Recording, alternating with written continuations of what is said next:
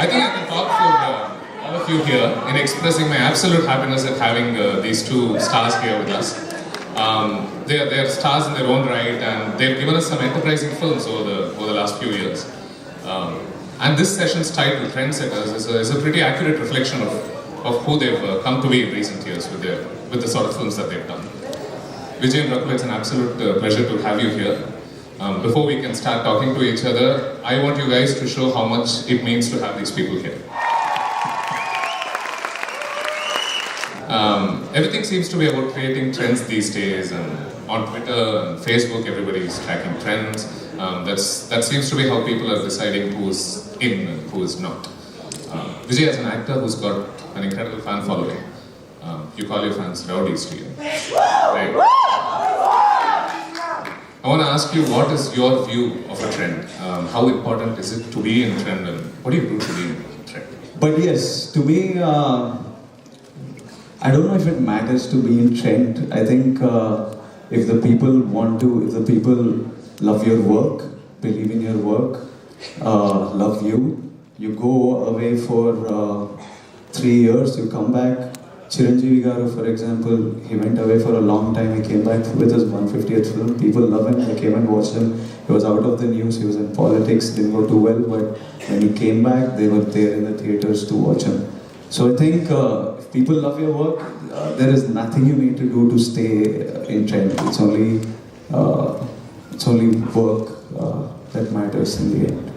Rakul, are these your views as well? Do you have something to add here? I completely agree to what Vijay just said. I think I've always believed that making an extra effort to create a trend just deviates you from what you're actually here to do, which is make good films. And that's what I even focus at, on your work. And then ultimately, if people are calling you a trendsetter, that's going to be because of your work. Was there a certain turning point? Was there a certain film, a certain director you worked with where you particularly felt at ease doing what you were? I was at ease from day one, at least for myself. I don't know about how much the team was at ease with me, but I was always a very confident child, if nothing, and that's thanks to my army upbringing, because we always grew up in different cities, traveled, interacted with a lot of different people from different cultures, so gelling and mixing with people was never a problem. And which is why I always felt that I was there, so it's not that one incident which made me feel that I'm here and this is home, I was home from day one. I believed that these are my people, and the kind of love also that I got, because my career began in the Telugu film industry, the kind of love that I got from there, it was just very overwhelming. Vijay, when did this start happening for you? I mean, obviously you wanted to be an actor for a while before things really took off. But when did this really start happening for you? I think everybody wants to be an actor at some point in our lives. How many of you wanted to be actors or in the industry or a director? I think we all want to be actors or cricketers at some point in our life. It became serious, I think, during my undergrad. I was doing my BCom honors, and around that time I started doing theatre. And when I started doing theatre, first I was scared.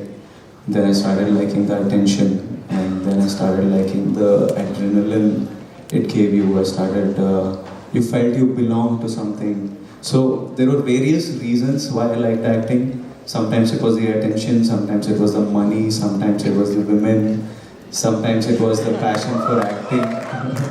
So it was various times, various things, but in the end you realize that there was one day I hate mornings.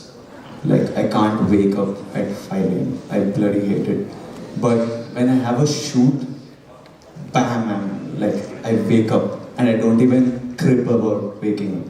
So I realized, dude, this is the only thing you can wake up at morning for. Then this must be what you're most excited about doing right now. So I guess that's when I found my calling for cinema. So right now I'm very excited by cinema. And when you start doing things that you're not really a fan of, then you know that it's something that you really care about. Both of you are not independent film actors, so to speak. A lot of the films that you do there's a box office expectation around these films. So when you do a particularly creative, satisfying film, and you think it's sort of okay if I try out a few things in this film, and it doesn't do well, how do you deal with this? Do you want to get back to a safe zone and say, these are the expectations on me, so I'm going to sort of take it safe for the next couple of films, or do you think I know why I believed in this film, and I know it didn't particularly do well, but I want to show these people that this is why I believe in these other films.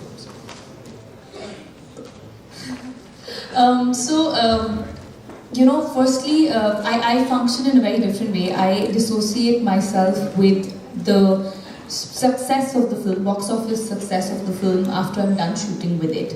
Because I feel that when I believe in a project and I say go from my side, and then I have fun while I'm shooting and I learn because I'm working with those makers who know way more than I know, and that entire journey of creating something has been so beautiful and with a lot of positive takeaway. And then once your project is ready, you just leave it out with the audience to enjoy.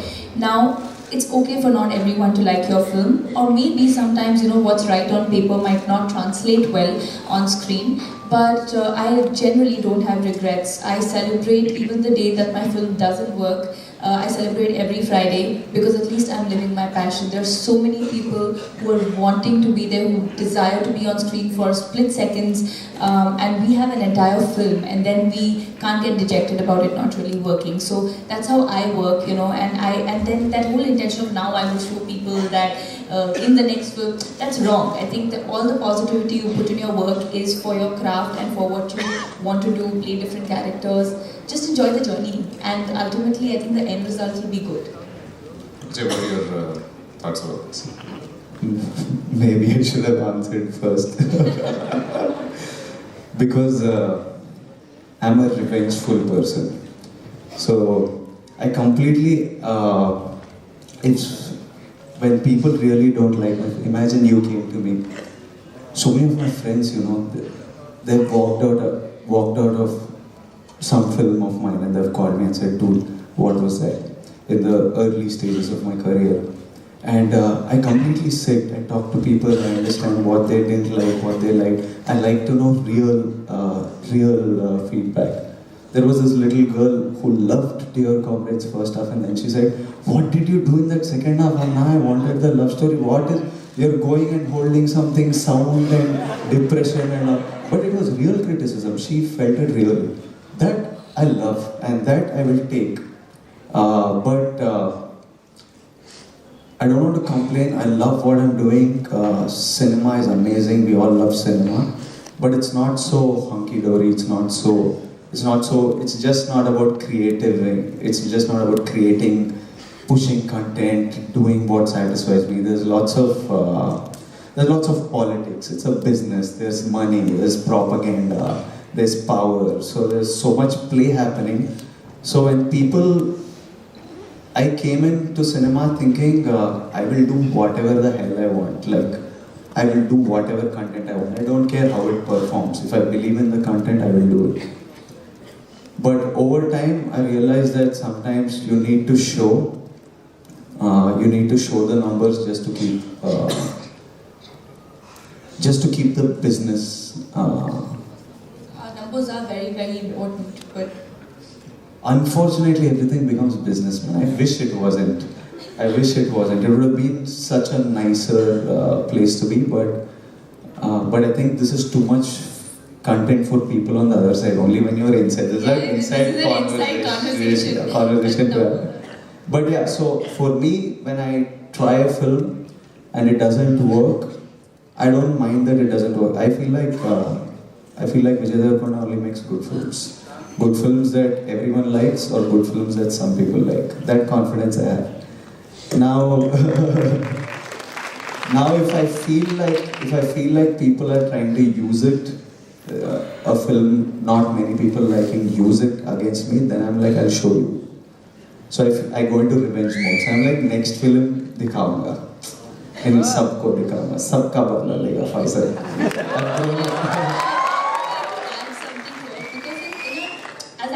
You go through that dilemma also is because we are a country with a very different kind of audience. There's different genre for everybody. We're not all on the same plane of understanding film. Some like only masala, some like content, some want to go and watch film that you can just absorb and fly away, then feel that you're a part of that love story and all of that. So where do you draw the line and who do you satisfy? I think that's one thing which all actors kind of face. And Vijay, once you started doing this, you said you've seen the business aspect of things. Has it stopped you waking up at 5 o'clock in the mornings? A month or so ago it had. It started feeling like work. So I took 2 months off. I haven't been shooting November and December, so I decided that I was working back to back so much and doing so many things. I can't sit quietly. At the same time, I take on too much. It's like I'm a confused soul. I'm like one royal mess inside. Aren't we all? Yeah. So then I decided that, okay, it's time to take a break. It's beginning to feel like work. So I took 2 months off, and now I'm ready to jump back on. Now I again feel a renewed love and passion. Rakul, let's go back to the early part of your career. You started quite early. And once you start doing films at that time in your early 20s, then you realize that once popularity comes in, your freedom sort of tends to get restricted in terms of life experiences. How the places that you can visit, the people that you meet. If I were to put a label on it, I would call it normal life, right? What do you do to tell yourself your life is normal too? Just behave normally, like all the time. And I treat my job, I'm very, very, very happy doing what I do. And so like, Vijay just said that I started feeling that I was taking on too much work. I did 16 films in 4 years when I started working. So I was literally working maybe 370 days or 360 days, and I felt that too. And then I started telling myself, what is the reason that you're working? Because you like to be in front of the camera, and that's what makes me happy. So my life took a little spiritual turn, where I'm happy doing what I want to do, and that awakening in me helps me being normal. Absolutely normal. I dissociate, like I said, so I shoot and I treat it like a 9 to 6 job. Like anybody's doing a 9 to 6 job, I'm probably doing a 9 to 9 or whatever times you're shooting. But once I come back home, I'm the same girl, Rakul, who likes to be with her friends, who still steps out. You'll see me at a coffee shop, you'll see me dressed normally, maybe not always ready for Paps in Bombay, but I just like to lead a normal life. And I think sanity comes from that, and also your support system, your close family, your close friends, because they keep you real. You're not stars for them. It's fascinating that you touch upon spirituality and how it sort of helps you feel grounded. Absolutely. It seems that most popular people seem to be drawn to spirituality in a sense. I think for me, it was more for my own sanity. Like he said, that the business comes in, this comes in, and it can consume you. The industry can consume you, because constantly you're reading articles about someone who likes your work and then someone who doesn't like your work, and then how do you deal with all of that because you started working really young. And I'm a very happy person. I want to be happy all the time, and I didn't want all of that to affect me. At the same time, you do want to take good criticism and improve yourself. So it was a process. It's not something that happens instantly, So I was drawn towards the books. I was drawn toward focusing inward, being thankful, being in gratitude always. And trust me, it really helps. Like, I wake up with a smile, and even if my film doesn't work, or even if there's something bad, I'm like, God bless you. And then I go off to sleep with a smile. So it just keeps you happy. At the end of the day, we're all working because we like working. So it should not become stressful. Jay, I want to ask you this question as well. Among the things people really loved about Arjun Reddy was how you portrayed rage and angst in a very relatable, real, intense way. And I imagine that comes a lot out of you being yourself in a sense. How would I express rage as naturally as I can? Now, once you become popular, do you question if you're being natural in certain places? If you're not, are you forced by your increased stature to put on a few things in terms of your behavior? I think you have to check yourself. Like at any time, I think as an actor, I immediately know when I've just faked something. Like when I do something, I don't feel it inside. I immediately know, hey, that didn't come out right. That didn't feel right. and then you just need to. Something I learned early on when I was reading about acting or thinking about acting is sometimes it's best not to do anything at all. So I don't pressure myself to do anything. It's more internal than external. So if you feel something and your body reacts to it. But yes, when you work back to back, it can get a bit repetitive. You need, I think you definitely need to take breaks and live life more and just refresh and come back. That's something I think all actors need to do. I think in the West they do that better because between films they have 6-8 months time. Whereas here we are churning out films like no one's business. Like we are doing 3 films a year, 4 films a year. But yeah, so it does. Sometimes you feel it, but immediately you know. So and then it's my call to correct it and then make it feel organic and natural again. And this well of real life experiences that you guys draw, is it starting to run dry for you as well? Yeah, I'm still sourcing from 10-15 years ago from my college crushes and feelings from when I don't have no new material to work with. I guess books and cinema replace life. You no longer, how much ever I would like to be normal and feel normal, you know it's not normal. It's like an extremely abnormal thing to be an actor. Like in a normal person's life, I think organically you'll probably know 60, 100 people by their name, out of which 50, 60 are acquaintances, maybe 30, 40 are close to you. Like when millions of people know you and you're meeting so many people every day, it's just a very strange, your brain can't process it. I think human beings are not, no human being has the software to handle this. You just have to go back into your shell, go back to mommy, daddy, go back to school friends and then feel normal. But yeah, so that's very true. Like family and friends are the most normal thing you have. And then your material comes from, I think it comes from books, cinema, and listening to other people's stories, and so lesser source of material, but yeah. Right. Rakul, you've had an interesting year career-wise. You've played a few women with jobs, and that doesn't happen too easily these days with respect to female characters, lead female characters anyway. You played a corporate head in Dev, you played a branding mastermind in NGK, you played a pretty strong character in Manmodu 2 as well. What are your thoughts about your work this year? How much has this year changed in terms of your recent years? I'd just like to add there was a Dede Pyar De, which was a very, very good character. And then there's been Marjama, where I played the role of a prostitute. So it's been a very, very lovely year. And every year is great, yeah. I mean, I don't know how to answer these questions when someone asks, so how do you look back at this year? Because why to look back, it's done. And you've taken the criticism, you've taken the appreciation, and now you've got to move on and look forward to the next year. And that's exactly how, I mean, right now when you were saying out the names, I was like, oh, they've released this year, and yeah, NGK also released. Oh, damn, I had 5 releases this year. I forgot.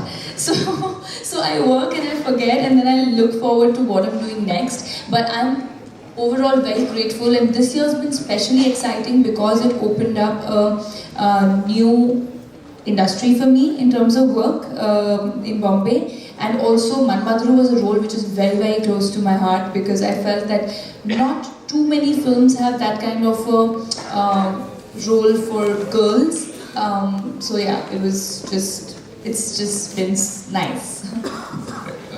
Vijay, your upcoming film, I think the title is a pretty accurate description of the genre you mainly focused on in the last 2-3 years. It's called World Famous Lovers, right? You've done Geeta Govindam, which was a romance. You did Dear Comrade, which was a romance again. Is there something about the genre that you really take to? What are your... I think it's more my age. Like, I'm one of the youngest actors in the field. If I don't do love stories, And I think someone should do love stories. Like, I'm a sucker for romance, and I think gone are the days where good love stories used to churn out. yeah, Kudos to him for doing that. love is such a big part of our lives. Like, we all thrive of love. Love is the conflict in most of our lives. Love drives us, be it parental love or love for a woman or a man or love for kids. I think it's one huge driving factor. And somehow you can't, there is no focus. Like, I never meet someone and say, I want to do a love story. Somehow every film has an element of love in it. Yeah, so I guess, and then I'm doing World Famous Lover. Now that you say it, I'm feeling like, am I doing only love stories? Should I do? But see, if I do a sci-fi film also, there will be some love in it. If I do zombie film also, there will be some love in it. Whatever I do will be love. So if you actually look, Geeta Govindam and Dear Comrade deal with very different subjects. And World Famous Lover and Dear Comrade and Geeta Govindam are again far apart. So even though the soul, if you put it in a genre, you would call it love or drama or something. They're very different otherwise. After Arjun Reddy became such a massive success, as an actor you must have been tempted to try and show a bit more variety, a more range, instead of trying to get pegged into those sort of characters, which usually is what tends to happen. So when a director comes to you asking you to be consistently angry for a sufficient period of time in a film, like say during a brief portion in Dear Comrade, I think, is there a tendency for you to, I mean, do you worry that people may peg you as the angry young man, or is, well, if that works out for film, then why not? How do you approach this? I don't think when it comes to promotion of a film, I start thinking of what people will think. Till it comes to that stage where we start marketing the film, I don't think of people. I only think of me. I'm extremely selfish that way. I think I know what's best always, and I only think of me, and I just work with the director and my team, and we figure what that character requires. But the anger of Arjun Reddy will be very different from the anger of Bobby. How Bobby touches a woman will be very different from how Arjun touches her. Even how they look the first time they see each other, how they look will be very different. These are all much subtler things. And when you watch a film for the experience of watching cinema, you will see it. But we all want to slot it, we all want to give it one headline and stuff, then I can't help that. But Noted. Vijay and Rakul, I want to ask you this. Let's talk about something a bit lighter before we get back to these intense conversations. You're both generally thought to be really good-looking actors. Are you aware of this? Is that something you agree with? When did you make your peace with it? Very flattering to know that. I'm sure we don't believe that we are not good looking and then we want to be actors. I mean, but yeah. Surely that's not a prerequisite to be an actor. No, definitely not. Definitely not. But I don't think I'm the most prettiest looking person. No. There are many more who are much more prettier than me. What about you, Vijay? I've been made aware of this, but because I can't see myself, I'm mostly looking outside, so I don't think much about how I look. I'm more focused on others, but I also think beauty has been majorly marketed, so I think it's been marketed over a long time, and I've fallen in that marketability slot, so good for me. But when you turn on those selfie cameras, when some of my friends turn on those cameras and one square comes and it says 36, and I'm like, dude, this camera doesn't think. I agree. I Yeah. agree. When it's right in your face, I'm like, I don't like my face at all. No, but there are these cameras which give you age of the person. Which camera is this? Yeah, there are some phones. Do you know of these phones? Ah, I don't know. there are some, maybe these Chinese phones. They put the camera and it will tell all people's age, and it always calls me 34, 36. You I'm can't like, see you through the beard. yeah, probably, maybe this. Yeah. But tell me this, how does this impact the sort of films you get offered? Because I'm assuming that if I were a writer writing a film for you guys, then there will be, I'm sure, in terms of business, a temptation to try and cash in on your good looks. Do you get approached with a lot of scripts that also want to show you in a not so conventionally attractive way? Or do you suppose it's a limitation on account of these perceived good looks you talk about? I think it's the other way around.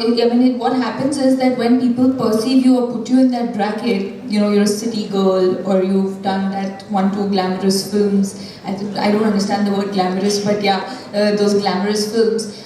I want someone to, they find it very difficult to make you look from a smaller town. Or if I want to do a film which I don't want to put makeup, just be completely raw, they feel, no, but she's probably too pretty to look raw.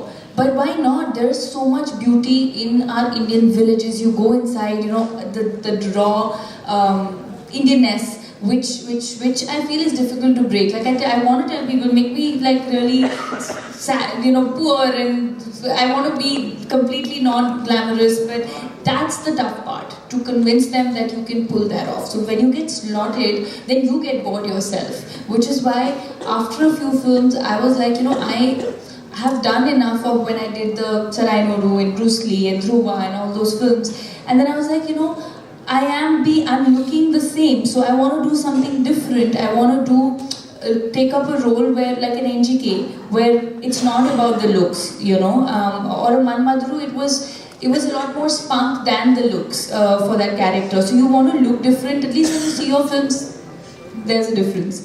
Like I'd love to do something like an Aruvi, but people won't believe that maybe she can pull it off, because of the looks. So you get little confused there. So it does impact you. It does. What about you, Vijay?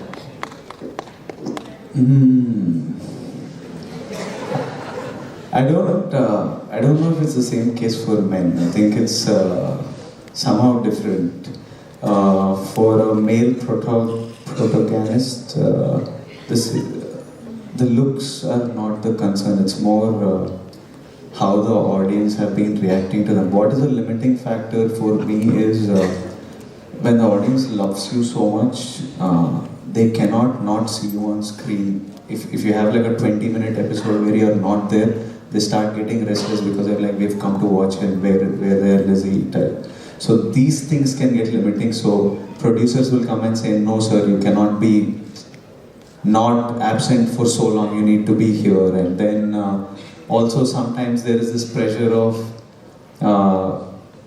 giving them some moments to cheer for. So then they try, and also because you want, like everyone comes to theaters, it's a social experience, it's like therapy. You come, you see, get entertained, you want to laugh together, cheer, go. 70%, 80% watches like this. There are only 20% who will come and watch like one serious gloomy film also and come and talk about it and talk about cinema and stuff. But our major audience watches it for entertainment.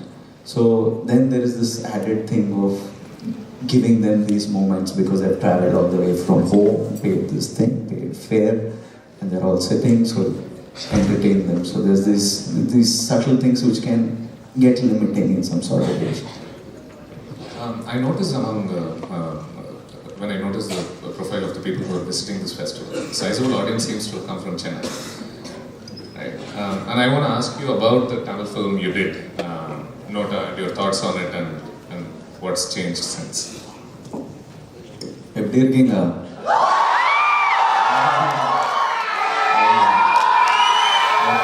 Chennai பாய்ச்சா?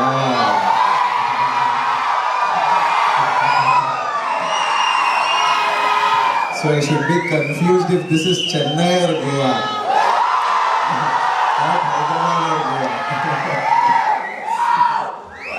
I love my Chennai boys, man. You know, some of them call you Talaiva and then you... As soon as they do that, my posture goes straight. Suddenly I'm feeling stronger. But what was your question about my Tamil film? You did Nota. Yeah. And I read in an interview that you apparently said that you want to take a break from doing just a Tamil film. So I want you to very carefully look at those faces there. Yeah. And tell me if this is true. Illa. Basically, it is, you know, Tamil is not my mother tongue. But when I do a film, for me, my method, how I act, I shouldn't have to think of anything except my actors who are with me and what I'm feeling for them. So I need to know every word as if it's my mother tongue. To do that, and with a 30-day prep period, it's a hard job, man. It's a hard job. And so I did it. If Nota had worked massively, I think, you know, it takes a lot of energy. Every film, you're putting out so much of your energy, so much of your emotions, your sensitivity, so many things you're putting out there. You're very vulnerable as an actor that way. And I'm very sensitive to how my films work. I somehow can't detach. Successes, I don't understand, but failure affects me. So when Nota didn't work the way I didn't want to, I felt like so much energy was spent and I didn't get it back. I was not ready to do it all over again. But now I'm ready because we're planning a bunch of bilinguals. And my first intention for doing a Tamil film was also there. Because I was getting so much love from Chennai and they were like, Pelli Chupulu did so well. They would go and watch it with subtitles. Arjun Reddy did so well. Geeta Govindam did so well. And I'm like, dude, if they love you so much, I want to give them something in their language. I want to make that step towards them. And yeah, I think I will be doing for sure some Tamil cinema.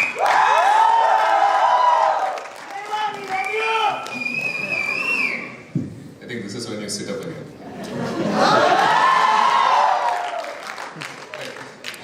What was your motivation to...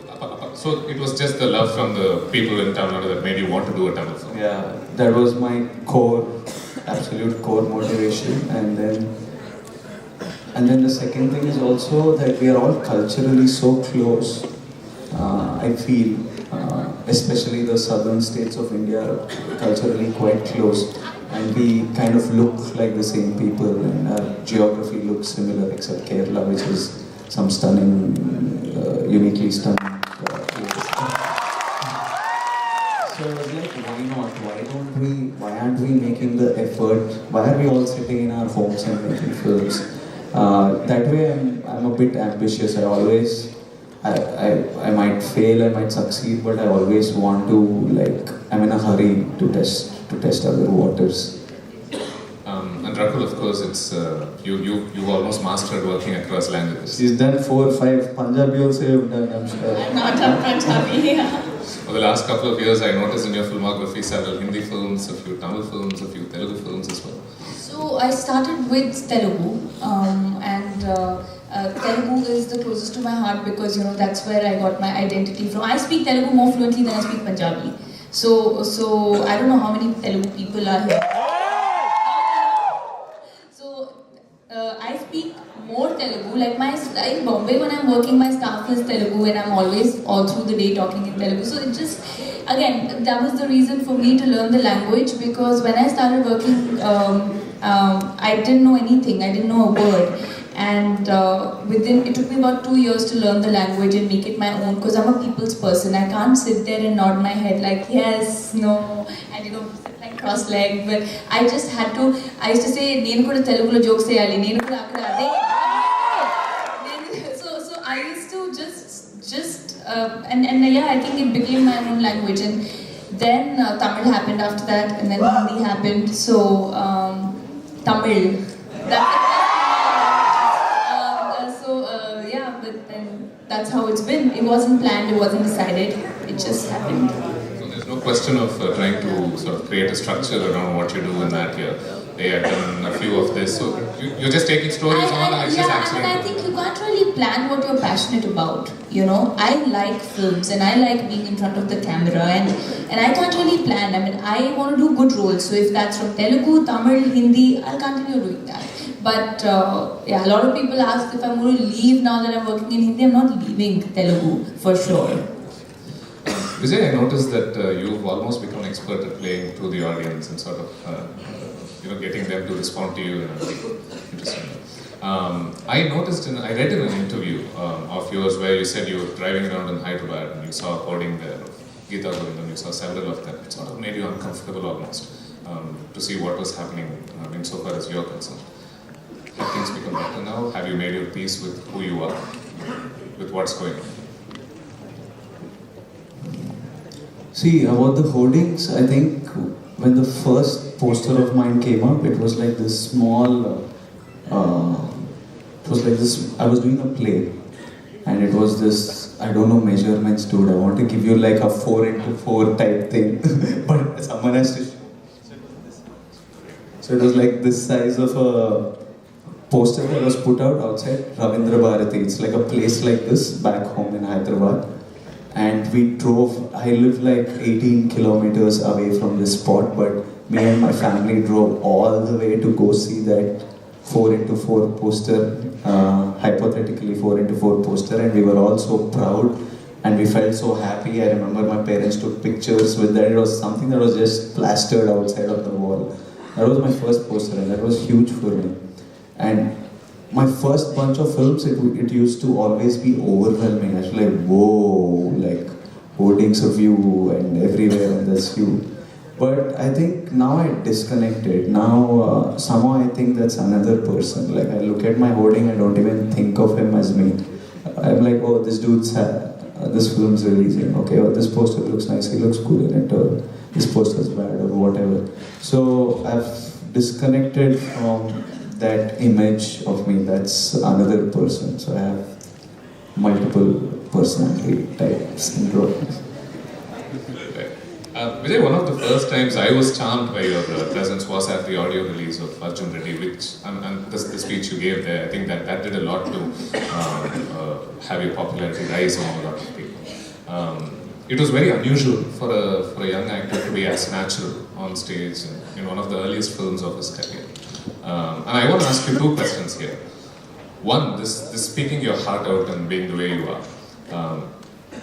Did you always see this as a strength? Have you reason to believe it can get into trouble? Were you worried about it then? Did you not care?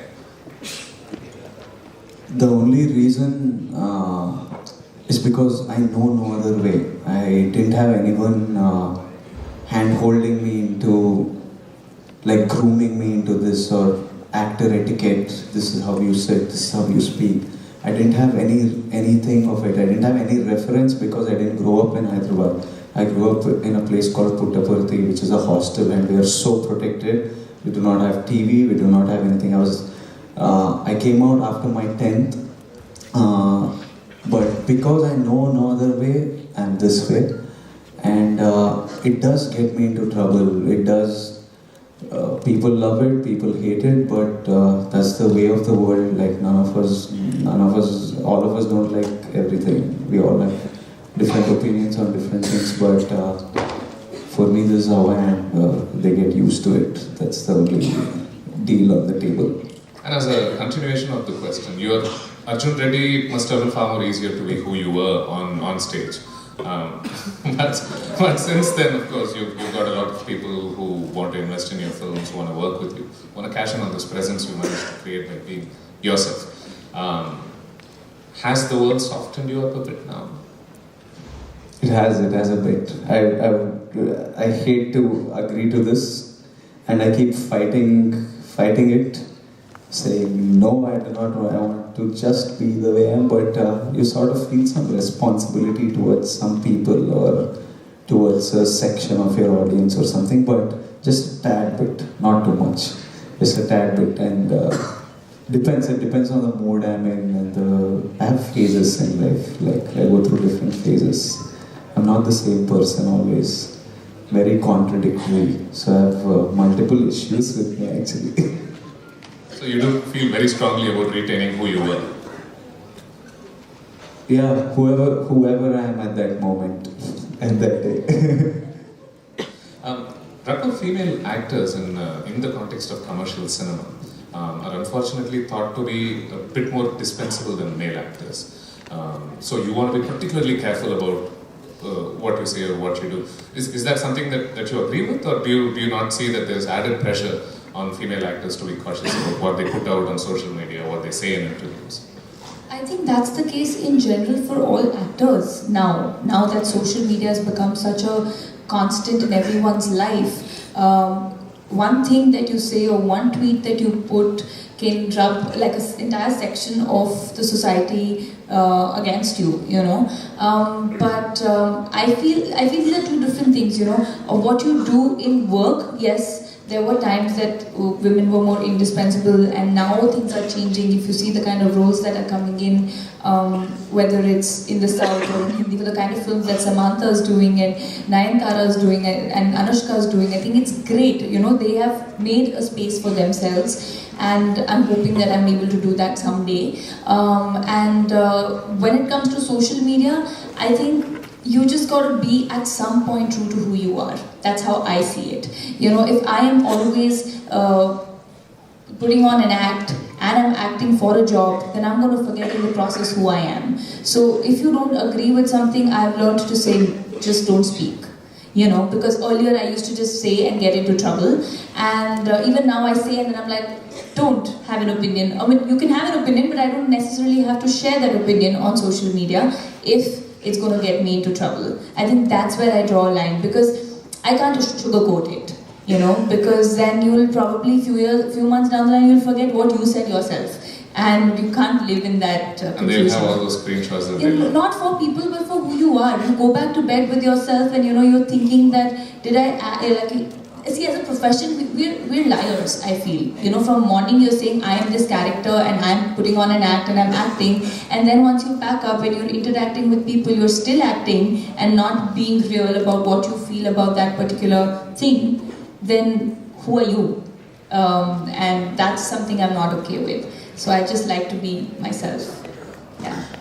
I think we have time for another 2-3 questions before we will open the session for the audience. Hey, can you get me some water?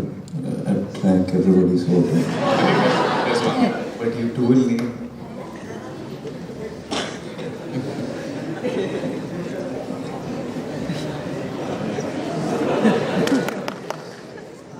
Vijay, it appears that no matter which discussion you are a part of, which interview you are a part of, the topic of Arjun Reddy invariably comes up. Hate me for it, I'm going to bring it up again.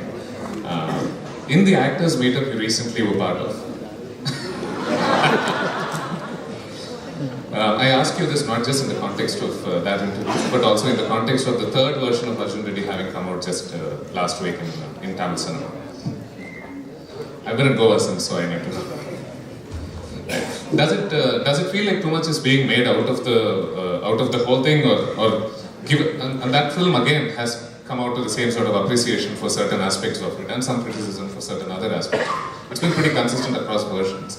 Does it seem like too much is being made out of it, or has somebody from the critical side sort of helped you see why they probably are the way they are? See, I'm very irritated right now. As in, I'm irritated because of the last 2 days. I need to take a deep breath before I say something that is going to cause a furor.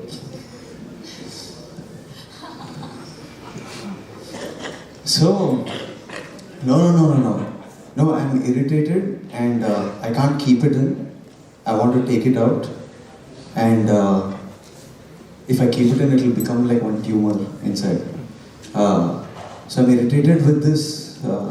Basically, the backstory is this interview that we had, and a question being asked about Arjun Reddy, I'm normally a very understanding, and I take it very easily, and I give people the benefit of doubt, and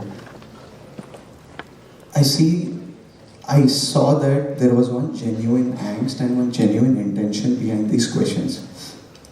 But I feel these people don't know what they're talking about, man. Like, I feel they're all very misplaced. And I'm going to talk about this. I was just today, I was so irritated. What I don't mind, I didn't mind the question then at all. I love Parvati. I admire her work. I've been watching her from before, when I was an undergrad, I was seeing her films. What irritates me is the social media and media hadavidi, what do you call it? Yeah, as in people just go nuts, man. Like, stupid people don't know what they're talking, and like there's a bunch of idiots everywhere, and that's irritated me. And now I'm like, today I need to school you guys. So I'm going to school all these people tonight. Like, I came in the elevator, I came out and I bumped into Bharadwaj Rangan.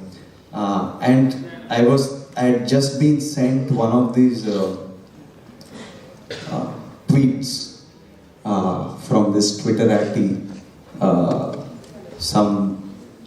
I think like a blue tick Twitter addy or some, they were called Tweeple, no, once upon a, now they are Twitter addy. And that community apparently is Twitter. They are Twidiots. Yeah, so one of these guys sent something and I read it, and I was like, dude, I need to explain. This guy absolutely got nothing of what was said. He doesn't know. I think we all love taking sides, basically. We all, if it fits in with our belief system, we are for it. If it doesn't fit with our belief system, we attack it. It's either they want it to be black or white, but the world is not like that, my friends. It's very gray.